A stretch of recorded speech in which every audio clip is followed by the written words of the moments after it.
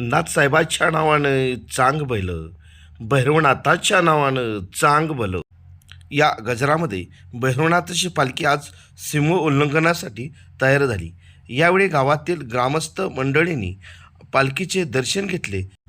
पालखीमध्ये विराजमान झालेले श्री भैरवनाथ यांचे दर्शन गावातील अनेक ग्रामस्थ महिला यांनी घेतले.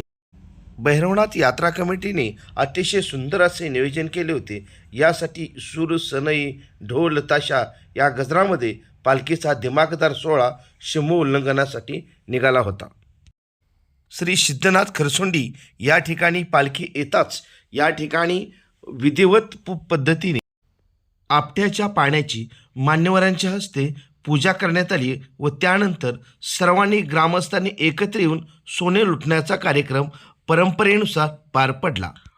दसरा म्हणजेच विजयादशमी हा सण एक हिंदूंचा एक प्रतीक आहे, जो वाईटावर चांगल्या विजयाचे प्रतीक आहे. या दिवशी देवी दुर्गाने महिषासूर राक्षसाचा वध केला आणि प्रभू श्रीरामाने रावणाचा वध करून सीतेला मुक्त केले, अशा या दंतकथा आहेत. म्हणून हा सण उत्साहामध्ये साजरा केला जातो. सीमोल्लंघन करून आल्या थोरांचा आशीर्वाद घेण्यासाठी महिला पुरुष एकमेकाच्या पाया पडत होते. यावेळी शिलांगण खेळत खेळत गेलं दर्याच्या काठी, आशा होती पोळे टाका आमच्या ताटी, असे म्हणून एकमेकाला आशीर्वाद देत होते.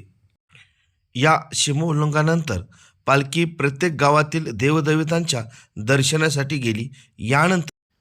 यानंतर पालखी कैलासवासी रामचंद्र आकोबा नांगरे पाटील यांच्या घरी परंपरेनुसार दर्शनाला गेली व त्यानंतर पालखी श्री भैरवनाथ मंदिरामध्ये आली व त्यानंतर प्रत्येक ग्रामस्थांनी एकमेकाचे भक्तिपूर्ण वातावरणात दर्शन घेतले.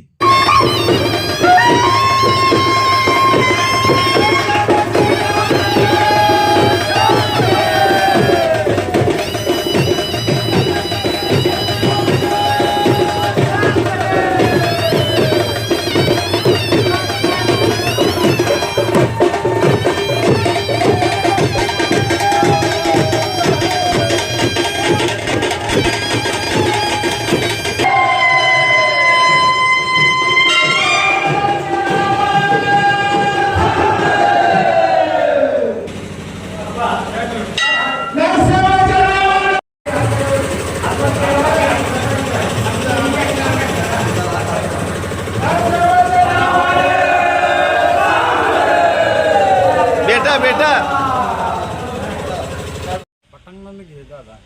नाथसाहेबाच्या नावाने भैरवनाथाच्या नावाने